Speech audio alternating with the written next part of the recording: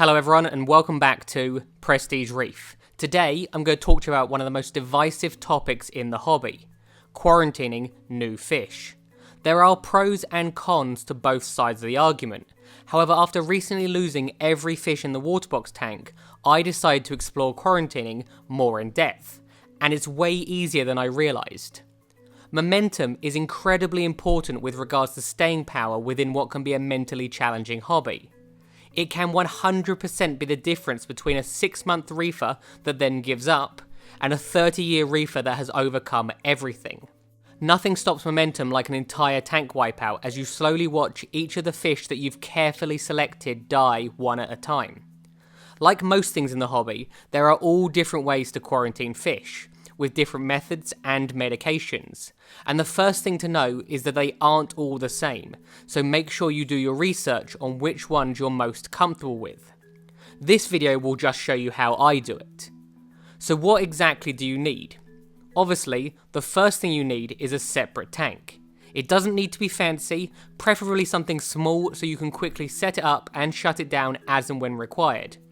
The tank I'm using, for example, was never meant to even house fish, and it is in fact the glass auto top-up container that came with the water box tank. Since I put the 600 litre evaporation tank outside, I no longer had any need for it, so I decided to repurpose it for this. It holds approximately 70 litres of water, which is okay for what I need. However, I can only quarantine about 3 small fish at a time, so it might take a while to fill the display tank. If you aren't someone that's very good with patience, a larger tank that you can quarantine more fish at the same time might be wise. Although I would strongly suggest at first you start with just one fish to make sure you know what you're doing. Next, you need some sort of mechanical filtration and flow.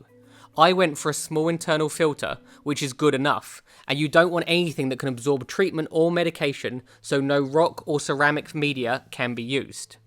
I use these plastic sponges which I place in the water box tank so that they can be seeded with bacteria, and then place one of them in the quarantine tank to essentially give you an instantly cycled tank.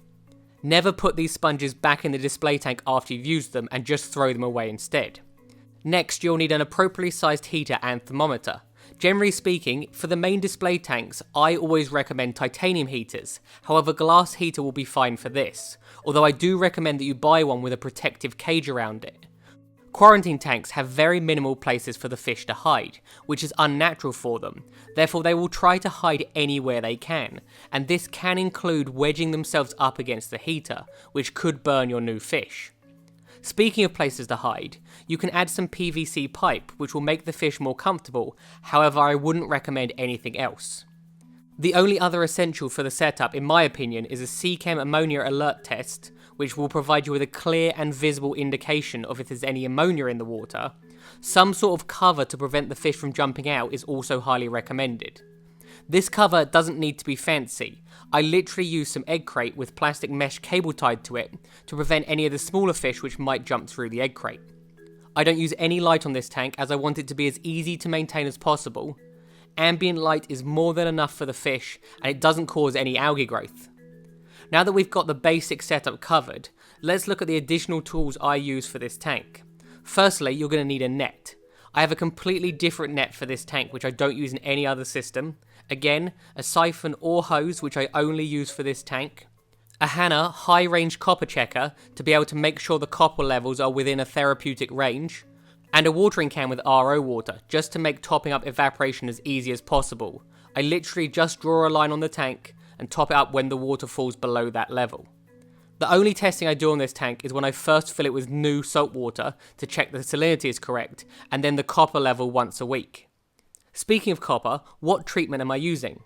The copper treatment I'm using is called Copper Power, which anecdotally is the safest and easiest to use. Mine is in an unbranded bottle which I had to buy off a dealer in a dark back alley somewhere. Living in the UK makes some treatments a little more hard to come by, so we have to resort to ordering them from other countries or buying them off eBay. At the correct level, copper will treat marine ick and marine velvet, but not Brooklanella. This therapeutic level for Copper Power is between 2 and 2.5 ppm. However, not all brands of copper treatment can be run at that level, so make sure you read the instructions of the copper product you're planning to use. I keep the fish at this level for 30 days. Something you need to remember though, copper is a poison. You absolutely can kill fish if you do this incorrectly, therefore testing copper is essential.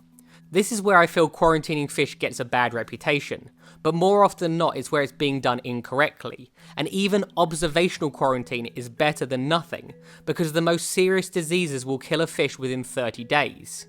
Which means either way, you're in the perfect position to treat if you feel it's required. To reduce the risk, make sure you first research if the fish you're planning to quarantine is sensitive or intolerant to copper. And secondly, it's far better to get the fish in the quarantine tank and feeding, and then raise the copper level slowly over several days to acclimate it. As I mentioned earlier, copper doesn't treat Brooklinella.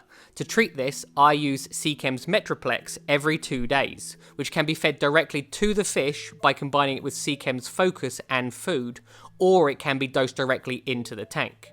This can be used at the same time as treating with copper.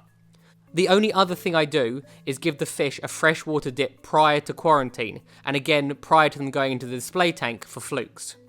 Although this sounds complicated, in reality I have a separate tank set up that requires basic testing, basic maintenance, and once the copper level is at the correct level, I essentially don't do anything other than feed for 30 days.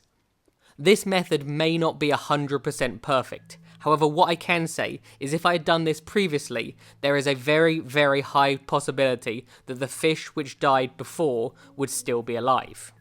I hope you enjoyed watching my video.